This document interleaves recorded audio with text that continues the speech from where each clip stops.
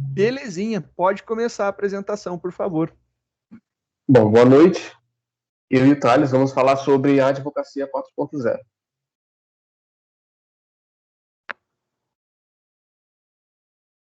Bom, computação quântica, internet das coisas, cloud computing, machine learning, inteligência artificial e métodos computacionais de tratamento de grandes bases de dados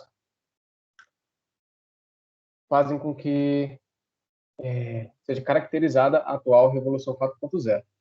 O direito 4.0 nada mais é que a aplicação dessas tecnologias ao mundo jurídico. Elas impõem grande desafio à advocacia, já que não estamos tão acostumados a automatizar boa parte do exercício da profissão.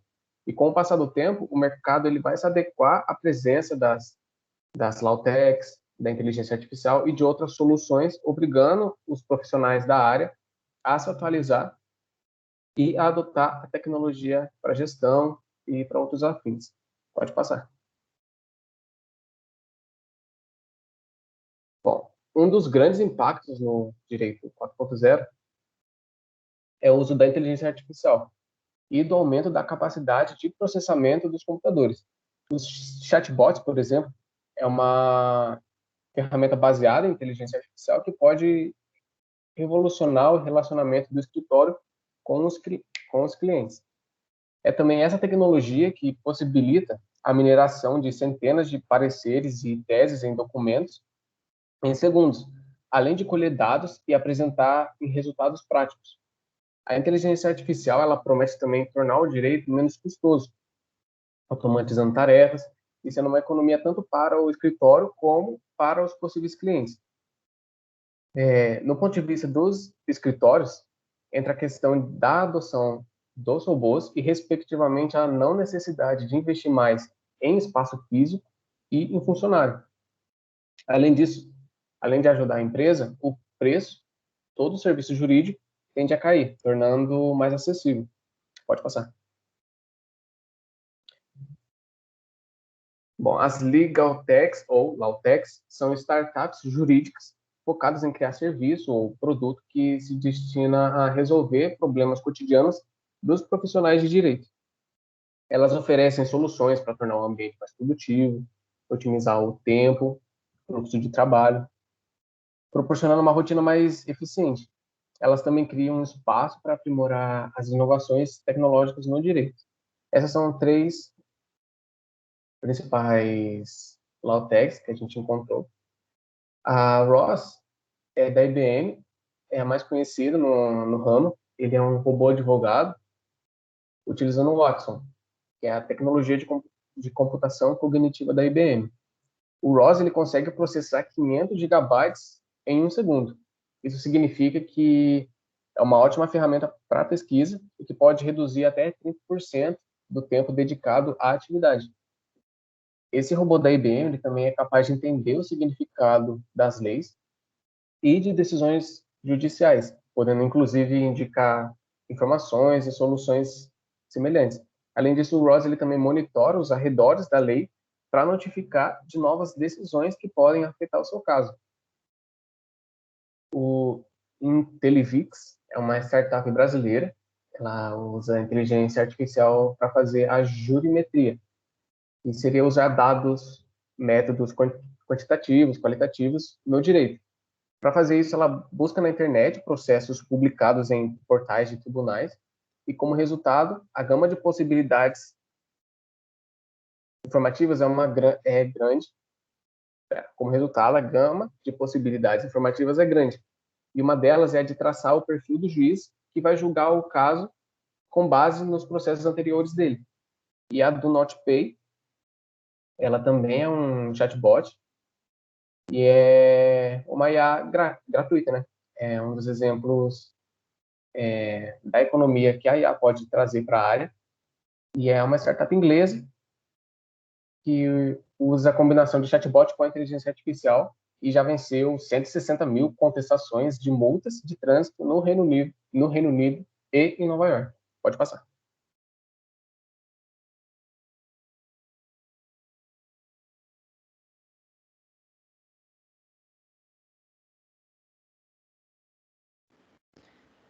Estava mutado.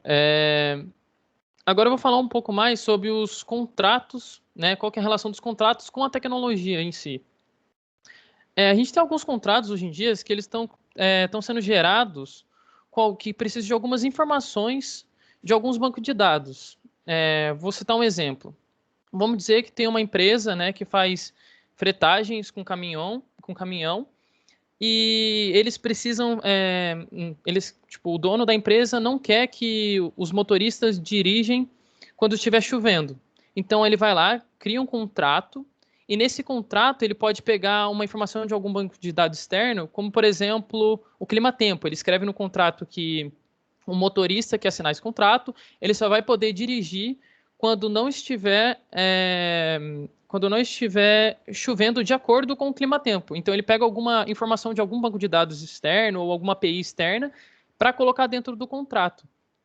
E algumas outras coisas também que está sendo muito utilizado na advocacia, eles estão colocando alguns contratos dentro da blockchain para gerar um pouco mais de segurança.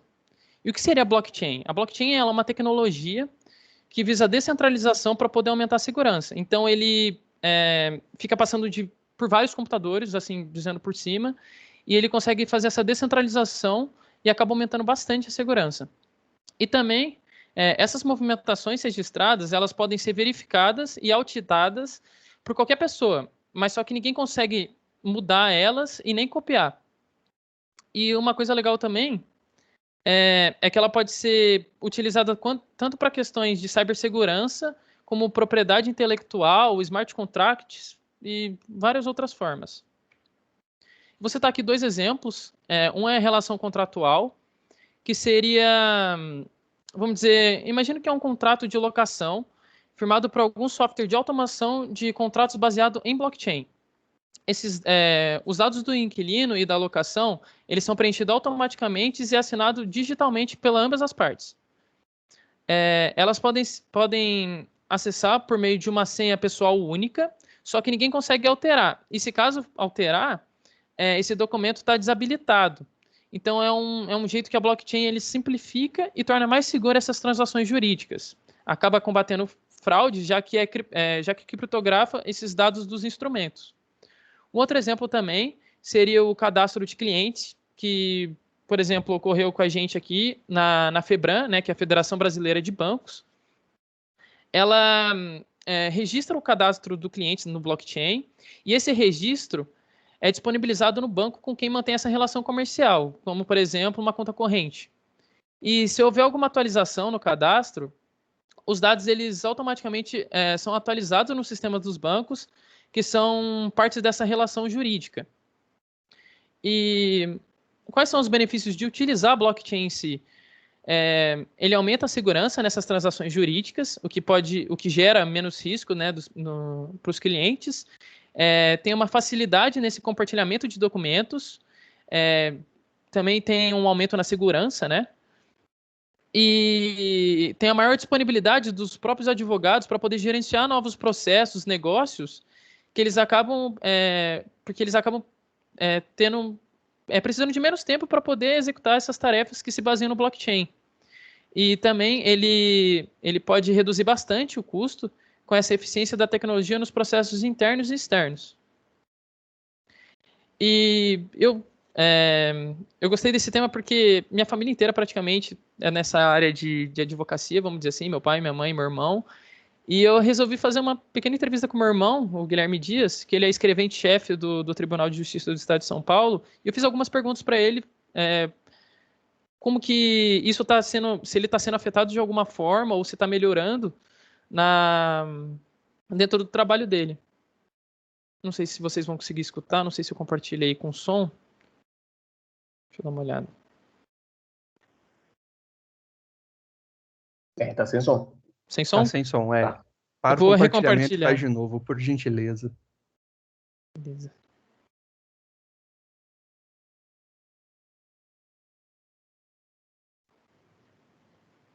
Aí, acho que agora foi. Ô, Guilherme, como que a tecnologia afetou o trabalho no tribunal? Foi. Ou então, Ô, Guilherme, como que a tecnologia afetou o trabalho no tribunal? Ou então, quando eu entrei no tribunal há 10 anos atrás, a gente tinha a maioria dos processos de forma física. Uma série de folhas, como se fosse um livro, assim, que o advogado levava no balcão e a gente dava andamento nesse processo. Começa que ele era físico, então, com a digitalização dos processos, por exemplo, isso mudou muito, porque agora a gente consegue ver no computador diversas pessoas ao mesmo tempo, que com o processo físico cada um só podia ver de uma vez, né? Não dava para todo mundo ver ao mesmo tempo. E a burocracia, os trabalhos repetitivos diminuíram muito. Uma das coisas que a gente tinha que fazer, por exemplo, quando o processo era papel, a gente tinha que numerar, chamado autuação. A gente tinha que numerar, na hora que o advogado trazia, a gente numerava folha por folha. E tem processos de 10 mil folhas, então você tinha que deixar funcionários dias para só numerar. Coisa que agora que vem como PDF, por exemplo, já tem a numeração de forma automática. Outra coisa, no setor especificamente onde eu trabalho, por exemplo, tinha alguns pedidos, algumas solicitações que você era obrigado a trazer em São Paulo, na capital, no prédio específico, para fazer aquele pedido. Então, filas, a locomoção de advogados para chegar até o fórum. Hoje, com a digitalização, com a internet, esses pedidos podem ser feitos por e-mail ou através de um formulário específico no site. Economiza muito, tanto para o advogado, né, para o cliente, quanto para a gente, instituição, Tribunal de Justiça. Entendi. Em relação à pandemia, como que ela afetou a sua área de trabalho, assim? Então, a pandemia, ela acelerou esse desenvolvimento, né, que, como eu disse, há 10 anos atrás os processos eram físicos, aí já antes da pandemia veio essa digitalização dos processos e com isso a maior produtividade, e agora na pandemia isso acelerou de forma muito grande. Hoje, por exemplo, estamos fazendo o tribunal inteiro, a instituição inteira de forma digital e descentralizada, cada um trabalhando na sua casa, juízes trabalhando na sua casa, cada um na sua casa, os escreventes, e assim. Então, por exemplo, o arquivo, que antes era um documento, né, físico, agora depois virou digital, hoje está na nuvem, então fica muito mais amplo para a gente conseguir fazer, fica muito mais fácil de acesso, tanto para a gente quanto para os advogados. As audiências, os tratamentos com as partes, com os advogados, hoje é feito por videoconferência, então a gente não precisa estar no mesmo lugar, no mesmo ambiente. Então, a pandemia vem acelerando essas modificações que já vinham de forma gradual, de forma lenta, mas ele melhorando muito a acelerou esse produtividade, processo. acelerou. E por gerar bastante benefício, tanto benefício de todas as partes, eu acredito que essas mudanças elas vão ser gradativamente não só temporárias, por causa da pandemia, como são atualmente, mas vão provavelmente já ter alguma permanência, acredito, dependendo, né, como está tudo certo. Uma outra coisa que também é muito interessante é a própria assinatura. Antes a gente era obrigado a assinar, né, com caneta. Hoje, com o certificado digital, né, assinatura por criptografia, muito mais. Mas essa assinatura é feita por cartão, né? Cada um tem um cartão pessoal. É um Como é que token, funciona? né? Ela é uma criptografia, ela é um cartão. Esses cartões, elas são assinaturas digitais, elas são regulamentadas, eu acho que por um órgão do governo federal.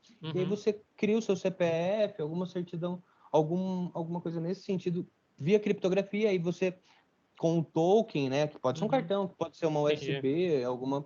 E aí você coloca a sua senha e você torna aquele documento assinado por você. Então, agora, aquele negócio de caneta, isso melhora muito a nossa dinâmica, porque se tivesse que ainda assinar de caneta, não poderia, de forma plena, digitalizar o processo, por exemplo.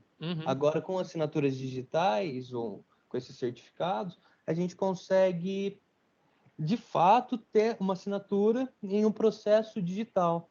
Então, acho que mudanças como essas que a tecnologia, a internet gerou para o tribunal, elas agregam tanto para a própria instituição no aumento da sua produtividade, como para os advogados, né? Como os nossos clientes, que também têm a facilidade de poder assinar digital, ver um processo de forma mais rápida. E antes, com o processo físico, ele tinha que ir até o lugar onde estava os papéis para conseguir ter acessar e ler o processo para ver sobre o que se trata. Hoje ele acessa a própria internet e eu acho que é isso. Essa mudança ela gera muita produtividade para a gente, ela economiza muita coisa. Essa da numeração é uma economia que só nela é muita economia, muito. Perfeito, perfeito. Então, essa foi a nossa apresentação. Espero que tenha gostado. E é isso.